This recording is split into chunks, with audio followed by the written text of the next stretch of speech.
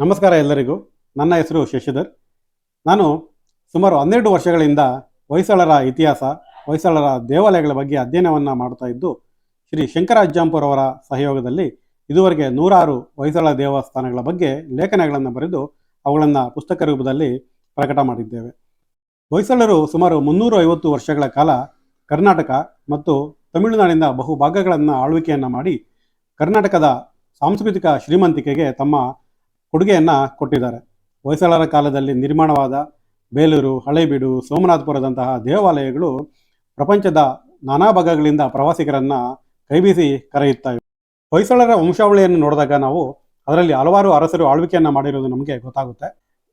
ಎರೆಯಂಗ, ಆತನ ಹಿಂದೆ ವಿನಯಾದಿತ್ಯ, ಎರೆಯಂಗನ ನಂತರ 1ನೇ ಬಲ್ಲಾಳ, ಆತನ ತಮ್ಮ ವಿಷ್ಣುವರ್ಧನ, ವಿಷ್ಣುವರ್ಧನನ ಮಗ 1ನೇ ನರಸಿಂಹ, 1ನೇ ನರಸಿಂಹನ ಮಗ 2ನೇ ವೀರಬಲ್ಲಾಳ, ಆತನ ಮಗ 2ನೇ ನರಸಿಂಹ, ಆತನ ಮಗ ವೀರ ಸೋಮೇಶ್ವರ, ಆತನ ಮಗ ವೀರ ರಾಮನಾಥ ಮತ್ತು 3ನೇ ನರಸಿಂಹ, 3ನೇ ನರಸಿಂಹನ ಮಗ 3ನೇ ವೀರಬಲ್ಲಾಳ, ಆತನ ಮಗ ವೀರ ವಿರೂಪಾಕ್ಷ. ಇಷ್ಟು ಜನ ಆಳ್ವಿಕೆಯನ್ನು ಮಾಡಿರೋದು ನಮಗೆ ತಿಳಿಯುತ್ತೆ. ಆದರೆ ಈ ಎಲ್ಲ ಅರಸರಲ್ಲಿ ಅತ್ಯಂತ ಪರಾಕ್ರಮಿ ಮತ್ತು ಹೊಯ್ಸಳ ಸಾಮ್ರಾಜ್ಯಕ್ಕೆ ಭದ್ರ ಬುನಾದಿಯನ್ನು ಹಾಕಿಕೊಟ್ಟಂತಹ ಅರಸ ವಿಷ್ಣುವರ್ಧನ. ಈ ವಿಷ್ಣುವರ್ಧನ ಅರಸ ಅತ್ಯಂತ ಮಹತ್ವಾಕಾಂಕ್ಷಿಯಾದ ಅರಸನಾಗಿದ್ದ. ಈತ ತನ್ನ ಆಳ್ವಿಕೆಯ ಆರಂಭದಲ್ಲೇ ಚೋಳರ ಮೇಲೆ ಯುದ್ಧವನ್ನು ಗೆದ್ದು, ಅಂದರೆ ತಲಕಾಡು ಯುದ್ಧದಲ್ಲಿ ಕರ್ನಾಟಕಕ್ಕೆ ಗೆಲುವನ್ನು ತಂದುಕೊಟ್ಟು ಕರ್ನಾಟಕದ ಬಹುಭಾಗಗಳನ್ನು ತನ್ನ ಸಾಮ್ರಾಜ್ಯಕ್ಕೆ ಸೇರಿಸಿದಂತಹ ಮಹಾವೀರ. ಗಂಗವಾಡಿ 96,000ಕ್ಕೆ ಅಧಿಪತಿಯಾಗಿ ಆಳ್ವಿಕೆಯನ್ನು ಮಾಡಿದ್ದಾತ. ಈತನ ಕಾಲದಲ್ಲಿ ಆತ ಚಾಲುಕ್ಯರ ಸಾಮಂತನಾಗಿ ಮಹಾಮಂಡಲೇಶ್ವರನಾಗಿ ಆಳ್ವಿಕೆಯನ್ನು ಮಾಡ್ತಾ ಇದ್ರೂ ಕೂಡ ತಾನು ಸ್ವತಂತ್ರವಾದ ಚಕ್ರವರ್ತಿ ಆಗಬೇಕೆಂಬ ಬಯಕೆಯಿಂದ ಉತ್ತರದ ಕಡೆ, ಅಂದರೆ ಚಾಲುಕ್ಯರ ಒಂದು ಸಾಮ್ರಾಜ್ಯದ ಕಡೆ ಯುದ್ಧಗಳನ್ನು ಮಾಡಿ ಅನೇಕ ಭಾಗಗಳನ್ನು ತನ್ನ ಸಾಮ್ರಾಜ್ಯಕ್ಕೆ ಸೇರಿಸಿಕೊಂಡಿರ್ತಾನೆ. ಇಂಥ ಒಬ್ಬ ಅರಸ ವಿಷ್ಣುವರ್ಧನನ ಆಳ್ವಿಕೆಯ ಬಗ್ಗೆ ನಮಗೆ ಕೆಲವು ಶಾಸನಗಳಿಂದ ಗೊತ್ತಾಗುತ್ತೆ. ಆತ ತನ್ನ ಅಣ್ಣ 1ನೇ ಬಲ್ಲಾಳನ ಅಕಾಲಿಕ ಮರಣದಿಂದಾಗಿ ಪಟ್ಟವನ್ನು ಏರಬೇಕಾಗುತ್ತೆ. ಅಂದರೆ ಕ್ರಿಸ್ತಶಕ, ಅಂದರೆ ಸಾಮಾನ್ಯ ಶಕ 1108ರಲ್ಲಿ. 1108ರಿಂದ ಆತ 1142ರವರೆಗೂ ಆಳ್ವಿಕೆಯನ್ನು ಮಾಡಿದ ಅಂತ ವಿದ್ವಾಂಸರ ಅಭಿಪ್ರಾಯವಾಗಿದೆ. ಇದಕ್ಕೆ ಪೂರಕವಾಗಿ ನಮಗೆ ಚಿಕ್ಕಮಗಳೂರು ಜಿಲ್ಲೆ ಮೂಡಿಗೆರೆ ತಾಲೂಕಿನ ಹವಳ್ಳಿಯಲ್ಲಿ ದೊರೆತಂತಹ ಒಂದು ವೀರಗಲ್ಲು ಶಾಸನ ನಮಗೆ ಪುಷ್ಟಿಯನ್ನು ಕೊಡುತ್ತದೆ. ಅದು 1141 ಅಥವಾ 42 ಇಸುವಿಗೆ ಸೇರಿದ್ದು. ಅಲ್ಲಿ ನಡೆದಂತಹ ಒಂದು ಕಾಳಗದಲ್ಲಿ ಪ್ರಾಣವನ್ನು ಕೊಟ್ಟ ಒಬ್ಬ ವೀರನಿಗೋಸ್ಕರ ದಾನವನ್ನು ಕೊಟ್ಟ ಬಗ್ಗೆ ಮಾಹಿತಿ ಇದೆ. ಅದೇ ಶಾಸನದಲ್ಲಿ ಬಂಕಾಪುರದಲ್ಲಿ ವಿಷ್ಣುವರ್ಧನನ್ನು ಆಳ್ವಿಕೆ ಮಾಡುತ್ತಿರಲು ಹಿರಿಯರಸ ಬಿಟ್ಟಿದೇವ ಸಾವನ್ನಪ್ಪಿದಾಗ ಆತನ ದೇಹವನ್ನು ಮೂಡಿಗೆರೆಗೆ ತೆಗೆದುಕೊಂಡು ಬರಬೇಕಾದ್ರೆ ಅಲ್ಲಿ ಒಂದು ಹೋರಾಟ ನಡೆಯುತ್ತೆ. ಅದರ ಬಗ್ಗೆ ಪ್ರಸ್ತಾಪ ಇರುವಂಥ ಒಂದು ಶಾಸನ. ಅದು ಬಹು ಅಮೂಲ್ಯವಾದ ಶಾಸನ ಅದಾಗಿದೆ. ಅದು ವಿಷ್ಣುವರ್ಧನ, ಅಂದರೆ ಹಿರಿಯರಸ ಬಿಟ್ಟಿದೇವನ ಸಾವನ್ನು ಅದು ದಾಖಲಿಸೋದ್ರಿಂದ ಅದು ವಿಷ್ಣುವರ್ಧನೇ ಸಾವನ್ನಪ್ಪಿದ್ದಾನೆ ಬಂಕಾಪುರದಲ್ಲಿ ಅಂತ ಹಲವಾರು ವಿದ್ವಾಂಸರು ಅಭಿಪ್ರಾಯಪಟ್ಟಿದ್ದಾರೆ. ಆದರೆ ಆ ಕಾಲದ ನಂತರ ಕೂಡ ವಿಷ್ಣುವರ್ಧನ ಆಳ್ವಿಕೆ ಮಾಡುತ್ತಿದ್ದ ಅನ್ನಲು ಹಲವು ಶಾಸನಗಳು ನಮಗೆ ಸಿಕ್ಕಿದ್ದಾವೆ. ಅಂದರೆ 1149, 50ರವರೆಗೂ ಕೂಡ ಆತ ಆಳ್ವಿಕೆಯನ್ನು ಮಾಡ್ತಾ ಇದ್ದ ಅಂತ ಹಲವು ಕಡೆ ಶಾಸನಗಳು ನಮಗೆ ಸಿಕ್ಕಿದ್ದಾವೆ. ಆದ್ದರಿಂದ ಆತ ಸುಮಾರು 1152ರವರೆಗೂ ಕೂಡ ಆಳ್ವಿಕೆಯನ್ನು ಮಾಡಿದ್ದಿರಬಹುದು ಅಂತ ಕೆಲವು ವಿದ್ವಾಂಸರು ಅಭಿಪ್ರಾಯವನ್ನು ಪಟ್ಟಿದ್ದಾರೆ.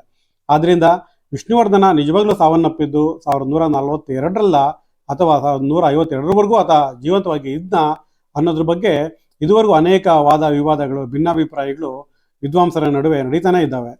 ಆದರೆ ಈಗ ಈ ಎಲ್ಲ ಗೊಂದಲಗಳಿಗೆ, ಭಿನ್ನಾಭಿಪ್ರಾಯಗಳಿಗೆ ತೆರೆ ಎಳುವಂಥ ಒಂದು ಸಂದರ್ಭ ಬಂದಿದೆ.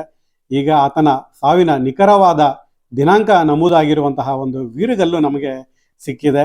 ಇದು ಎಲ್ಲಿ ಸಿಕ್ಕಿದೆ ಅಂತ ಹೇಳಿದ್ರೆ ಹಾಸನ ಜಿಲ್ಲೆ ಅರಸೀಕೆರೆ ತಾಲೂಕಿನ ಗಂಡಸಿ ಹೋಬಳಿಯ ನೀರಗುಂದ ಅನ್ನುವ ಒಂದು ಊರಿನಲ್ಲಿ. ಈ ಊರಿನಲ್ಲಿ 2 ಹೊಯ್ಸಳರ ಕಾಲದ ದೇವಸ್ಥಾನಗಳಿದ್ದಾವೆ. ಒಂದು ಈಶ್ವರ ದೇವಸ್ಥಾನ, ಇನ್ನೊಂದು ಲಕ್ಷ್ಮೀನಾರಾಯಣ ಗುಡಿ. ಈ ಗುಡಿ ತನ್ನ ಮೂಲ ಸ್ವರೂಪವನ್ನೆಲ್ಲ ಕಳೆದುಕೊಂಡು ಒಂದು ಸಣ್ಣ ಗುಡಿಯ ಗಾತ್ರಕ್ಕೆ ಆಗಿತ್ತು. ಅಂದರೆ ಗರ್ಭಗುಡಿ ಮಾತ್ರ ಉಳ್ಕೊಂಡಿತ್ತು. ಅಲ್ಲಿ ಅದ್ಭುತವಾದ ಒಂದು ಲಕ್ಷ್ಮೀನಾರಾಯಣನ ಮೂರ್ತಿ ಇದೆ. ಇದನ್ನು ಕೆಲವು ತಿಂಗಳುಗಳ ಹಿಂದೆ ನಾನು ನನ್ನ ಯೂಟ್ಯೂಬ್ ಚಾನಲ್ ಜಸ್ಟ್ ಕನ್ನಡಿಗಗೋಸ್ಕರ ಒಂದು ವಿಡಿಯೋ ಮಾಡಿ ಆ ದೇವಸ್ಥಾನ ಹೇಗಿದೆ ಅನ್ನೋದ್ರ ಬಗ್ಗೆ ನಾನು ಹೆಚ್ಚಿನ ಪ್ರಚಾರವನ್ನು ಕೊಟ್ಟಿದ್ದೆ. ನಮ್ಮ ಗೆಳೆಯರು ಆದಂತಹ ಶ್ರೀ ಸಚಿನ್ ಶಂಕರ್ ಅವರು ಆ ವಿಡಿಯೋವನ್ನು ನೋಡಿ ತಮ್ಮ ಗೆಳೆಯರ ಜೊತೆ ಆ ಊರಿಗೆ ಭೇಟಿ ಕೊಟ್ಟು ಆ ದೇವಸ್ಥಾನವನ್ನು ನೋಡಿದ್ದಾರೆ. ಆ ದೇವಸ್ಥಾನವನ್ನು ಚಿಕ್ಕದಾಗಿದ್ದರಿಂದ ಹೇಗಾದರೂ ಮಾಡಿ ಇದನ್ನು ಜೀರ್ಣೋದ್ಧಾರ ಮಾಡೋಣ ಅನ್ನೋ ಒಂದು ಮನಸ್ಸು ಮಾಡಿ ಅದನ್ನು ಗ್ರಾಮಸ್ಥರ ಸಹಕಾರದೊಂದಿಗೆ ಜೀರ್ಣೋದ್ಧಾರಕ್ಕೆ ಮುಂದಾಗಿದ್ದಾರೆ. ಅಲ್ಲಿನ ಕಲ್ಲುಗಳನ್ನು ಹೊರಗಡೆ ತೆಗೆದು ಪಾಯ ಅಂದರೆ ನೆಲಗಡೆ ಕೆಳಗಡೆ ಪಾಯವನ್ನು ಹಾಕೋದಕ್ಕೋಸ್ಕರ ಸುಮಾರು 5 ಅಡಿ ನೆಲವನ್ನು ಅಗೆದಾಗ 5 ಅಡಿ ಆಳದಲ್ಲಿ 2 ವೀರಗಲ್ಲುಗಳು ಪತ್ತೆಯಾಗಿದ್ದಾವೆ. ಈ 2 ವೀರಗಲ್ಲುಗಳಲ್ಲಿ ಒಂದು ವೀರಗಲ್ಲಿನಲ್ಲಿ ಶಾಸನ ಇದ್ದು ಮತ್ತೊಂದರಲ್ಲಿ ಶಾಸನ ಇರಲಿಲ್ಲ. ಆದರೆ ಈ ಶಾಸನ ಇರುವಂತಹ ವೀರಗಲ್ಲು ಎಷ್ಟು ಅದ್ಭುತವಾಗಿದೆ ಅಂತ ಹೇಳಿದ್ರೆ ಇದು ಮೊದಲ ನೋಟಕ್ಕೆ ನಮ್ಮ ಮನಸ್ಸನ್ನು ಸೆಳೆಯುತ್ತೆ. ಬೇರೆ ಸಾಮಾನ್ಯ ವೀರಗಲ್ಲುಗಳಿಗೆ ಇದನ್ನು ಹೋಲಿಸಿದಾಗ ಇಲ್ಲಿರುವಂತಹ ಏನು ಆ ಪಟ್ಟಿಕೆಗಳಲ್ಲಿರುವಂತಹ ಶಿಲ್ಪಗಳಾಗಲಿ ಆ ಕೆತ್ತನೆಗಳಾಗಲಿ ಇದೆಲ್ಲವೂ ತುಂಬ ಬಹು ವಿಭಿನ್ನವಾಗಿ ನಮಗೆ ಕಾಣಿಸ್ತವೆ. ಈಗ ನೀವು ತೆರೆ ಮೇಲೆ ನೋಡ್ತಾ ಇರುವಂತಹ ವೀರಗಲ್ಲು ಮೊದಲನೇ ವೀರಗಲ್ಲು. ಇದು ಸುಮಾರು 5 ಅಡಿ ಎತ್ತರ ಇರುವಂಥ ಒಂದು ವೀರಗಲ್ಲು. ಮೇಲ್ಭಾಗ ಸ್ವಲ್ಪ ಭಗ್ನವಾಗಿದೆ. ಇದು ಒಟ್ಟು 3 ಹಂತಗಳನ್ನು ಒಳಗೊಂಡಿದೆ. ಕೆಳಭಾಗದಲ್ಲಿ ನೀವು ಗಮನಿಸ್ತಾ ಇದ್ದೀರಾ, ಕೆಳಭಾಗದಲ್ಲಿ ಒಂದು ಕುದುರೆ ಇದೆ. ಅದು ರಾಜಮನೆತನಕ್ಕೆ ಸೇರಿದ ಕುದುರೆ ರೀತಿ ನಮಗೆ ಕಾಣಿಸ್ತಾ ಇದೆ. ಮೊದಲನೇ ಪಟ್ಟಿಕೆಯಲ್ಲಿ ವೀರನೊಬ್ಬ ಪದ್ಮಾಸನದಲ್ಲಿ ಕೈಮುಗಿದು ಕುಳಿತಿದ್ದಾನೆ. ಆತನ ಮುಂಭಾಗ ಛತ್ರಿಯನ್ನು ಹಿಡಿದು ಒಬ್ಬ ಸೇವಕ ನಿಂತಿದ್ದಾನೆ. ಹಿಂಭಾಗದಲ್ಲಿ ಹರಿತವಾದ ಒಂದು ಖಡ್ಗವನ್ನು ಹಿಡಿದು ಒಬ್ಬ ಬೀಸೋ ಥರ ಅಂದರೆ ಸಂಹಾರ ಮಾಡೋ ರೀತಿಯ ಭಂಗಿಯಲ್ಲಿ ನಿಂತಿದ್ದಾನೆ. ಆತ ಹಿಡ್ಕೊಂಡಿರುವಂಥ ಖಡ್ಗ ತುಂಬ ವಿಶೇಷವಾಗಿರುವಂಥದ್ದು.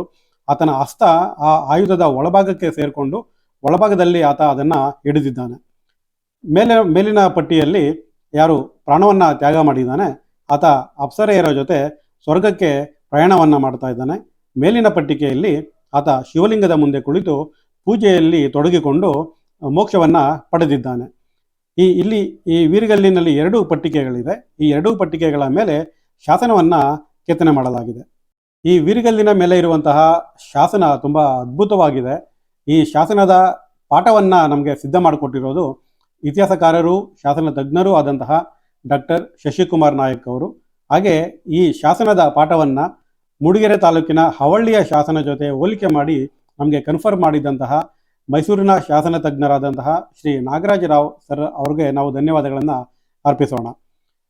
ಶ್ರೀ ಶಶಿಕುಮಾರ್ ನಾಯಕ್ ಅವರು ಬರೆದುಕೊಟ್ಟ ಹಾಗೆ ಈ ಶಾಸನದ ಪಾಠ ಈ ರೀತಿ ಇದೆ. ಇದರಲ್ಲಿ 2 ಪಟ್ಟಿಕೆಗಳಿದೆ. ಅದರ ಮೊದಲನೇ ಪಟ್ಟಿಕೆಯ ಶಾಸನವನ್ನು ನಾನೀಗ ಓದ್ತೇನೆ. ಅದರಲ್ಲಿ ಸ್ವಸ್ತಿ ಶ್ರೀ ಮಹಾಮಂಡಲೇಶ್ವರ ತ್ರಿಭುವನ ಮಲ್ಲ ತಳಕಾಡು ಗಂಗವಾಡಿ ನೊಣಂಬವಾಡಿ ಬನವಸೆ ಹಾನುಗಲ್ಗೊಂಡ ಭುಜಬಳ ವೀರಗಂಗ ವಿಷ್ಣುವರ್ಧನ ದೇವ ಹಾನಗಲ್ಲ ದಿಗ್ವಿಜಯದ ಬಂಕಾಪುರದ ನೆಲೆವೀಡಿನಲು ಸುಖ ಸಂಕತ ವಿನೋದದಿಂದ ರಾಜ್ಯಂಗೆಯುತ್ತ ಮಿರೆ ಶಕವರಿಷ 1000 ಅಥವಾ ಸಾಸಿರದ 64ನೆಯ ದುರ್ಮತಿ ಸಂವತ್ಸರದ ಪೌಷ್ಯ ಶುದ್ಧ ಏಕಾದಶಿ ಸೋಮವಾರದಂದು, ಆದರೆ ಆ ದಿನ ಗುರುವಾರ ಬರುತ್ತೆ, ಸುರಲೋಕಮನ್ ನೇಯ್ದಿದಲ್ಲಿ, ಇದು ತುಂಬ ಇಂಪಾರ್ಟೆಂಟು, ಆ ದಿನ ವಿಷ್ಣುವರ್ಧನ ಸುರಲೋಕಮನ್ ನೇಯ್ದಿದಲ್ಲಿ ಅಂದರೆ ಸುರಲೋಕಕ್ಕೆ ಪ್ರಯಾಣ ಬೆಳೆಸಿದ ಅಂತ. ಆ ಸಂದರ್ಭದಲ್ಲಿ ಹೂಣಿಕೆ ಬೊಪ್ಪಣ, ಹೂಣಿಕೆ ಅಂದರೆ ಶಪಥ ಅಥವಾ ಒಂದು ಪ್ರತಿಜ್ಞೆ ಮಾಡಿದಂತಹ ಬೊಪ್ಪಣ ಎನ್ನುವ ಗರುಡನು ಜೋಳವ್ಯಾಳಿ ವೇಳೆವ್ಯಾಳಿಯೇ ನಿಲ್ಲಿಸಿದ ಹೂಣಿಕೆ ಬೊಪ್ಪ ಆತನ ಸತಿ ಶ್ರೀ ತಿಳಕಿತಾನೆನಲ್ಕೆ ಪತಿವ್ರತೆ ಮಾರವ್ವೆ ಆತ ತನ್ನ ಗಂಡನಾದಂತಹ ಪುರುಷಗೆ ಪರೋಕ್ಷ ವಿನಯ ಮಾಡಿದಳು. ಅಂದರೆ ಇದರ ಸಾರಾಂಶ ಏನು ಅಂದರೆ ಸಾಸಿರದ 64ನೆಯ ದುರ್ಮತಿ ಸಂವತ್ಸರದ ಪೌಷ್ಯ ಶುದ್ಧ ಏಕಾದಶಿ ಸೋಮವಾರದಂದು, ಅಂದರೆ ಇದು ಕ್ರಿಸ್ತಶಕ 1141 ಡಿಸೆಂಬರ್ ತಿಂಗಳಿಗೆ ಹೋಲುತ್ತದೆ. ಈ ಒಂದು ದಿನ ಬಂಕಾಪುರದಲ್ಲಿ ವಿಷ್ಣುವರ್ಧನ ದಿಗ್ವಿಜಯವನ್ನು ಮಾಡುವಂಥ ಸಂದರ್ಭದಲ್ಲಿ ಸಾವನ್ನಪ್ಪಿದಾಗ, ಸುರಲೋಕಕ್ಕೆ ಇದ್ದಿದಾಗ ಆತನ ಗರುಡನಾದ ಜೋಳವ್ಯಾಳಿ ವೇಳೆವ್ಯಾಳಿ ಅಂತ ನಾವು ಕರೀತೇವೆ, ಹೂಣಿಕೆ ಬೊಪ್ಪ ತಾನು ವಿಷ್ಣುವರ್ಧನ ತೀರಿಕೊಂಡ್ರೆ ತಾನು ಕೂಡ ಸಾಯೋದಾಗಿ ಪ್ರತಿಜ್ಞೆಯನ್ನು ಮಾಡಿದಂತಹ ಬೊಪ್ಪಣ ಈತ ತನ್ನ ಪ್ರಾಣವನ್ನು ಅರ್ಪಣೆ ಮಾಡ್ತಾನೆ. ಆಗ ಆತನ ಹೆಂಡತಿ ಮಾರವ್ವೆ, ಆಕೆ ಮಹಾನ್ ಪತಿವ್ರತೆ ಮಾರವ್ವೆ ಎಂಬಾಕೆ ತನ್ನ ಗಂಡನ ಪರೋಕ್ಷ ವಿನಯವಾಗಿ ಅಂದರೆ ಆತನ ಗೌರವಾರ್ಥ ಈ ವೀರಗಲ್ಲನ್ನು ನಿಲ್ಲಿಸಿದಳು ಅಂತ ಮೊದಲನೇ ಪಟ್ಟಿಕೆಯಲ್ಲಿ ನಮಗೆ ಗೊತ್ತಾಗುತ್ತೆ. ಮೊದಲನೇ ಪಟ್ಟಿಕೆಯ ಪಾಠವನ್ನು ನಾವು ನೋಡಿದ್ವಿ. ತುಂಬ ಇಂಟ್ರೆಸ್ಟಿಂಗ್ ಆಗಿರುವಂಥ ಒಂದು ಪಾಠ. ವಿಷ್ಣುವರ್ಧನನ ಮರಣದ ದಿನಾಂಕವನ್ನು ಸ್ಪಷ್ಟವಾಗಿ ನಮೂದು ಮಾಡಿರುವಂತಹ ಒಂದು ಪಟ್ಟಿಕೆಯ ಪಾಠ. ಇದೇ ವೀರಗಲ್ಲಿನಲ್ಲಿ 2 ಪಟ್ಟಿಕೆಗಳಿದ್ದು, 2ನೇ ಪಟ್ಟಿಕೆಯ ಪಾಠ ಈ ರೀತಿ ಇದೆ. ಪೊಯ್ಸಳ ಭೂಪಂ ಬನವಾಸಿ ಗೆತ್ತಿ ಕವಂದಿಯೊಳೆಯಂ ಪಾಯುವಲ್ಲಿ ಮಸಣನ ದಳವಿದಿರ್ ಎತ್ತಲೆಸೆದಿರೆ ಕಿವಿಯಂ ಪರಿದು ಮಾರು ಮಲಮಂ ಪೊಯ್ಸಳ ನೋದ ಅಲ್ಲಿರುದು ತುರುಕಮನಂತೆಲ್ದೆಲ್ತೆ ಹೂಣಿಕೆ ಬೊಪ್ಪ. ಅಂದರೆ ಈ 2ನೇ ಪಟ್ಟಿಕೆಯ ಒಂದು ಪಾಠವನ್ನು ನಾವು ಗಮನಿಸಿದರೆ ನಮಗೆ ಸ್ಥೂಲವಾಗಿ ಬನವಾಸಿಯಲ್ಲಿ ನಡೆದ ಒಂದು ಹೋರಾಟ ಒಂದರಲ್ಲಿ ವಿಷ್ಣುವರ್ಧನ ಸಾವನ್ನಪ್ಪಿರೋದು ನಮಗೆ ಗೊತ್ತಾಗುತ್ತೆ. ಇದರಲ್ಲಿ ಹೊಯ್ಸಳ ನೋದ ಎಂದು ಕರೆದಿದ್ದಾರೆ. ಹೊಯ್ಸಳ ಭೂಪಂ ಅಂದರೆ ವಿಷ್ಣುವರ್ಧನ, ಬನವಾಸಿ ಗೆತ್ತಿ ಅಂದರೆ ಬನವಾಸಿಯಲ್ಲಿ ಯುದ್ಧವನ್ನು ಮಾಡಬೇಕಾದ್ರೆ ಮಸಣನ ದಳ, ಬಹುಶಃ ಮಸಣ ಅನ್ನುವ ಒಬ್ಬನ ಸೈನ್ಯದ ಜೊತೆ ಹೋರಾಟವನ್ನು ಮಾಡಬೇಕಾದ್ರೆ ಆತ ಸಾವನ್ನಪ್ಪಿರೋದು ಆಗಿ ನಮಗೆ ತಿಳಿಯುತ್ತೆ. ಹಾಗೆ ಇದರಲ್ಲಿ ಕೊನೆ ಭಾಗದಲ್ಲಿ ಕೊನೆ ಲೈನ್ ಹೂಣಿಕೆ ಬೊಪ್ಪ ಅಂತಿದೆ, ಅಂದರೆ ಹೂಣಿಕೆ ಬೊಪ್ಪ ತನ್ನ ಪ್ರಾಣವನ್ನು ಕೊಟ್ಟಿರೋದಾಗಿ ನಮಗೆ ಗೊತ್ತಾಗುತ್ತೆ. ಆದರೆ ಎರಡನೇ ಪಟ್ಟಿಕೆಯ ಪಾಠವನ್ನು ನಾವು ಇನ್ನೂ ಹೆಚ್ಚಿನ ಸಾರಾಂಶಕ್ಕಾಗಿ ನಾವು ಶಾಸನ ತಜ್ಞರು ಮತ್ತು ವಿದ್ವಾಂಸರಿಗೆ ಕಳಿಸ್ಕೊಡ್ಲಿದ್ದೇವೆ. ಪೂರ್ಣ ಪಾಠವನ್ನು ನಾವು ಸಾರಾಂಶದ ಜೊತೆ ಇಷ್ಟರಲ್ಲೇ ಪ್ರಕಟ ಮಾಡುತ್ತೇವೆ ಸೋಷಿಯಲ್ ಮೀಡಿಯಾ ಪೋಸ್ಟ್ಗಳ ಮುಖಾಂತರ. ಸೊ ಈ ಒಂದು ಶಾಸನ ನಮಗೆ ಹೊಯ್ಸಳರ ಇತಿಹಾಸದಲ್ಲಿ ಬಹಳ ಪ್ರಮುಖವಾದ ಶಾಸನವಾಗಿ ಸಿಕ್ಕಿದ್ದು ಹಲವಾರು ಗೊಂದಲಗಳಿಗೆ ತೆರೆಯನ್ನು ಎಳೆದಿದೆ ಅಂತ ನಾನು ಭಾವಿಸ್ತೇನೆ. ವಿಶೇಷ ಏನಪ್ಪ ಅಂದರೆ ಈ ಒಂದು ವೀರಗಲ್ಲಿನ ಜೊತೆ ಮತ್ತೊಂದು ವೀರಗಲ್ಲು ಕೂಡ ಸಿಕ್ಕಿದೆ. ಅದು ಶಾಸನ ರಹಿತವಾದಂತಹ ವೀರಗಲ್ಲು, ಅದು ಕೂಡ ಸುಮಾರು 5 ಅಡಿ ಎತ್ತರ ಇರೋಂಥದ್ದು. ಈಗ ನೀವು ಸ್ಕ್ರೀನ್ ಮೇಲೆ ನೋಡ್ತಾ ಇದ್ದೀರಾ. ಈ ಒಂದು ವೀರಗಲ್ಲಿನಲ್ಲಿ ಕೂಡ 3 ಪಟ್ಟಿಕೆಗಳಿದೆ. ಇದರ ವಿಶೇಷ ಏನಪ್ಪ ಅಂದರೆ ಕೆಳಭಾಗದಲ್ಲಿ ನೀವು ಒಂದು ಚಿತ್ರಣವನ್ನು ಗಮನಿಸಿ, ಅದರಲ್ಲಿ ಒಬ್ಬ ಸ್ತ್ರೀಯ ಮುಡಿಯನ್ನು ಹಿಡಿದು ಒಬ್ಬ ಪುರುಷ ತನ್ನ ಕೈಯಿಂದ ಹರಿತವಾದ ಖಡ್ಗದಿಂದ ಆಕೆಯನ್ನು ಚುಚ್ಚಿ ಸಾಯಿಸ್ತಾ ಇರುವಂಥ ಒಂದು ಚಿತ್ರಣ ಇದೆ. ತುಂಬ ಭೀಕರವಾದಂತಹ ಒಂದು ಚಿತ್ರಣ ಅಂತ ನಾವು ಹೇಳ್ಬೋದು. ನಂತರ ಅದರ ಮೇಲಿನ ಭಾಗದ ಪಟ್ಟಿಕೆಯಲ್ಲಿ ಯಾರು ಪುರುಷ ಮತ್ತು ಸ್ತ್ರೀ ಇಬ್ಬರೂ ಸಹ ಸ್ವರ್ಗಾರೋಹಣವನ್ನು ಮಾಡ್ತಾ ಇದ್ದಾರೆ. ಅಂದರೆ ಇಲ್ಲಿ ನಾವು ಅರ್ಥ ಮಾಡ್ಕೋಬೇಕಾಗಿರೋದು ಏನು ಅಂದರೆ, ತನ್ನ ಪತ್ನಿಯನ್ನು ಇರಿದು ಸಾಯಿಸಿ ತಾನು ಕೂಡ ಪ್ರಾಣತ್ಯಾಗವನ್ನು ಮಾಡಿ ಅವರಿಬ್ಬರು ಏಕಕಾಲಕ್ಕೆ ಸ್ವರ್ಗಕ್ಕೆ ಹೋಗ್ತಾ ಇರುವಂಥದ್ದು. ಮೇಲೆ ಕೈಲಾಸದಲ್ಲಿ ಶಿವಲಿಂಗದ ಮುಂದೆ ಅವರಿಬ್ಬರು ಪದ್ಮಾಸನದಲ್ಲಿ ಕೈ ಮುಗಿದು ಕುಳಿತು ಮೋಕ್ಷವನ್ನು ಪಡೀತಾ ಇರುವಂಥ ಒಂದು ಚಿತ್ರಣವಿದೆ. ಇದರ ಅರ್ಥ ಏನು ಅಂದರೆ, ಇದೇ ಸಂದರ್ಭದಲ್ಲಿ ಅಂದರೆ ಯಾರು ಈ ಬೊಪ್ಪಣ ತನ್ನ ಆತ್ಮವನ್ನು ಪ್ರಾಣಾರ್ಪಣೆ ಮಾಡಿಕೊಂಡು ಗರುಡನಾಗಿ ಪ್ರಾಣ ಕೊಟ್ಟಂತಹ ಒಂದು ಸಂದರ್ಭದಲ್ಲೇ ಇದೇ ಊರಿನಲ್ಲಿ ಇಬ್ಬರು ದಂಪತಿಗಳು ಕೂಡ ತಮ್ಮನ್ನು ತಾವು ಅಂದರೆ ಸಾಯಿಸಿಕೊಂಡು ಆತ್ಮಾರ್ಪಣೆ ಮಾಡಿಕೊಂಡಂತಹ ಒಂದು ಸಂಗತಿ ನಮಗೆ ಇಲ್ಲಿ ಗೊತ್ತಾಗುತ್ತೆ. ಅಂದರೆ ಒಂದೇ ದಿನ ವಿಷ್ಣುವರ್ಧನ್ಗೆ 3 ಜನ ಗರುಡರಾಗಿರೋದು ನಮಗೆ ಇಲ್ಲಿಂದ ಈ ಒಂದು 2 ವೀರಗಲ್ಲುಗಳಿಂದ ನಮಗೆ ತಿಳಿಯುತ್ತೆ. ದುರದೃಷ್ಟವಶಾತ್ ಈ ಕಲ್ಲಿನ ಮೇಲೆ ಯಾವುದೇ ಶಾಸನ ನಮಗೆ ಸಿಕ್ಕಿಲ್ಲ. ಆದ್ದರಿಂದ ಇವರ ಹೆಸರುಗಳೇನು, ಇವರು ಒಂದು ಕಾಲಮಾನ ಏನು ಅನ್ನೋದು ನಮಗೆ ಗೊತ್ತಾಗೋದಿಲ್ಲ. ಆದರೆ ಮೊದಲನೇ ವೀರಗಲ್ಲಿನ ಸಮೀಕರಣದಲ್ಲಿ ನಾವು ಇದೇ ಸಮಯದಲ್ಲಿ ಹಾಕಿದಂತಹ ವೀರಗಲ್ಲು ಇದು ಅಂತ ನಾವು ಭಾವಿಸಬಹುದಾಗಿದೆ. ಈ ಒಂದು ವೀರಗಲ್ಲಿನಿಂದ ನಮಗೆ ವಿಷ್ಣುವರ್ಧನ 1141 ಡಿಸೆಂಬರ್ ತಿಂಗಳಿನಲ್ಲಿ ಸಾವನ್ನಪ್ಪಿರೋದಾಗಿ ಗೊತ್ತಾದರೂ ಕೂಡ ಆ ನಂತರ ಕೂಡ ನಮಗೆ ವಿಷ್ಣುವರ್ಧನ ಆಳ್ವಿಕೆ ಮಾಡ್ತಾ ಇದ್ದ ಅನ್ನೋದಕ್ಕೆ ಕೆಲವು ಶಾಸನಗಳು ಸಿಗುತ್ತೆ. ಅದು ಸುಮಾರು 1149-50ವರೆಗೂ ಕೂಡ ನಮಗೆ ಸಿಗುತ್ತೆ. ಏಕೆಂದರೆ 1141ನೇ ಇಸ್ವಿಗೆ ಆತನ ವಿಷ್ಣುವರ್ಧನನ ಮಗ ನರಸಿಂಹನಿಗೆ ಕೇವಲ 7-8 ವರ್ಷಗಳಷ್ಟು ವಯಸ್ಸಾಗಿರುತ್ತೆ. ಅಷ್ಟು ಚಿಕ್ಕ ಬಾಲಕ ಆಳ್ವಿಕೆಯನ್ನು ಮಾಡೋದಕ್ಕೆ ಶುರು ಮಾಡಿರ್ತಾನೆ.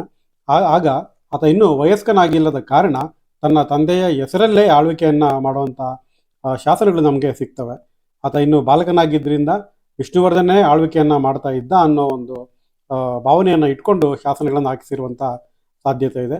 ನಂತರ ಆತ ವಯಸ್ಕನಾದಂತಹ ಸುಮಾರು 17-18 ವರ್ಷ ಆದಂಥ ಸಂದರ್ಭದಲ್ಲಿ ಆತನೇ ಸಂಪೂರ್ಣವಾಗಿ ಸ್ವತಂತ್ರ ಅರಸನಾಗಿ ಶಾಸನಗಳನ್ನು ಹಾಕ್ತಿರೋದಾಗಿ ನಮಗೆ ಗೊತ್ತಾಗುತ್ತೆ. ಸ್ನೇಹಿತರೆ, ಇಷ್ಟೊತ್ತು ನೀವು ನೋಡಿದ್ದು ಹಾಸನ ಜಿಲ್ಲೆ ಅರಸೀಕೆರೆ ತಾಲೂಕಿನ ನೀರ್ಗುಂದದಲ್ಲಿ ಸಿಕ್ಕಂತಹ 2 ವೀರಗಲ್ಲುಗಳ ವಿವರಣೆ ಮತ್ತು ಅಲ್ಲಿನ ಶಾಸನದ ಒಂದು ಪಾಠವನ್ನು ಮತ್ತು ಸಾರಾಂಶವನ್ನು. ಇದು ಹೊಯ್ಸಳ ಇತಿಹಾಸದಲ್ಲಿ ವಿಷ್ಣುವರ್ಧನನ ಸಾವಿನ ಬಗ್ಗೆ ಇದ್ದಂತಹ ಹಲವಾರು ಗೊಂದಲಗಳಿಗೆ ತೆರೆ ಎಳೆದಂತಾಗಿದೆ. ಈ ವಿಡಿಯೋವನ್ನು ನೋಡಿದ ವಿದ್ವಾಂಸರು, ಇತಿಹಾಸಕಾರರು ದಯವಿಟ್ಟು ನಿಮ್ಮ ಅಭಿಪ್ರಾಯವನ್ನು ನಮಗೆ ಖಂಡಿತ ತಿಳಿಸಿ. ಯಾಕಂದರೆ ಇದು ಇನ್ನೂ ನೀವು ಹೆಚ್ಚಾಗಿ ಅಭ್ಯಾಸ ಮಾಡಿ ನಮಗೆ ಕನ್ಫರ್ಮ್ ಮಾಡಬೇಕಾಗಿರುವಂಥ ಒಂದು ವಿಚಾರವಾಗಿದೆ. ನಾವು ಹವ್ಯಾಸಿ ಇತಿಹಾಸಕಾರರಿಗೆ ನಮ್ಮ ಒಂದು ಸಾಮರ್ಥ್ಯಕ್ಕೆ ತಕ್ಕಂತೆ ನಾವು ಇದನ್ನು ಗ್ರಹಿಸಿದ್ದೇವೆ. ಇದನ್ನು ನೀವು ಕೂಡ ನಿಮ್ಮ ಕಮೆಂಟಿನ ಮೂಲಕ ದಯವಿಟ್ಟು ನಮಗೆ ತಿಳಿಸಿ. ಹಾಗೆ ಇಷ್ಟರಲ್ಲೇ ನಾವು ಅದೇ ಊರಿಗೆ ಹೋಗಿ ಅದೇ ಸ್ಥಳದಿಂದ ಈ 2 ವೀರಗಲ್ಲುಗಳನ್ನು ಮತ್ತೆ ನಿಮಗೆ ವಿಡಿಯೋ ಮುಖಾಂತರ ತೋರಿಸಲಿದ್ದೇವೆ. ನಮಗೆ ಇನ್ನೂ ಹೆಚ್ಚಿನ ಮಾಹಿತಿ ಅಲ್ಲಿನ ಸ್ಥಳೀಯರನ್ನು ಮಾತಾಡಿಸ್ತೇವೆ, ಅವರಿಂದ ಕೂಡ ನಮಗೆ ಹೆಚ್ಚಿನ ಮಾಹಿತಿ ಸಿಗಬಹುದು. ಹಾಗೆ ಈ ಒಂದು ಹಾಸನ ಜಿಲ್ಲೆಗೆ ಒಂದು ಕಲಶಪ್ರಾಯ ಅಂತ ಹೇಳ್ಬೋದು ನಾವು. ಹಾಗೆ ಹಾಸನ ಜಿಲ್ಲೆಯ ಪುರಾತತ್ವ ಇಲಾಖೆಯ ಅಧಿಕಾರಿ ನನ್ನ ಆತ್ಮೀಯ ಸ್ನೇಹಿತರು ಕೂಡ ಅವರು ಶ್ರೀ ಕುಮಾರ್ ಹೊಸ್ಮನಿ ಅವರು ಆ ಸ್ಥಳಕ್ಕೆ ಭೇಟಿ ನೀಡಿ ಪರಿಶೀಲನೆ ಮಾಡಿ ಅವರು ಕೂಡ ಈ 2 ವೀರಗಲ್ಲುಗಳು ಬಹಳ ಅಪರೂಪದ ವೀರಗಲ್ಲುಗಳು ಅಂತ ತಿಳಿಸಿದ್ದಾರೆ. ಅವ್ರಿಗೂ ಕೂಡ ಈ ಸಂದರ್ಭದಲ್ಲಿ ನಾನು ಧನ್ಯವಾದಗಳನ್ನು ತಿಳಿಸ್ತೇನೆ. ಹೊಯ್ಸಳರ ಇತಿಹಾಸದಲ್ಲಿ ಇದೊಂದು ಮೈಲಿಗಲ್ಲಾಗುವುದರಲ್ಲಿ ಯಾವುದೇ ಸಂಶಯವಿಲ್ಲ. ಈಗಾಗಲೇ ನಮಗೆ ದೊರಕಿರುವಂತಹ ಅವಳ್ಳಿಯ ಶಾಸನದಲ್ಲಿ ವಿಷ್ಣುವರ್ಧನನ ಒಂದು ಸಾವಿನ ಬಗ್ಗೆ ಇದ್ದಂತಹ ಕೆಲವು ಗೊಂದಲಗಳು ಈ ಒಂದು ವೀರಗಲ್ಲಿನಿಂದಾಗಿ ನಿವಾರಣೆ ಆಗಿದೆ ಅಂತ ನಾನು ಭಾವಿಸ್ತೇನೆ. ನಿಮ್ಮೆಲ್ಲರ ಸಹಕಾರ, ಆಶೀರ್ವಾದ ಸದಾ ಹೀಗೆ ಇರಲಿ ಅಂತ ಬೇಡಿಕೊಳ್ತೇನೆ. ನಮಸ್ಕಾರ.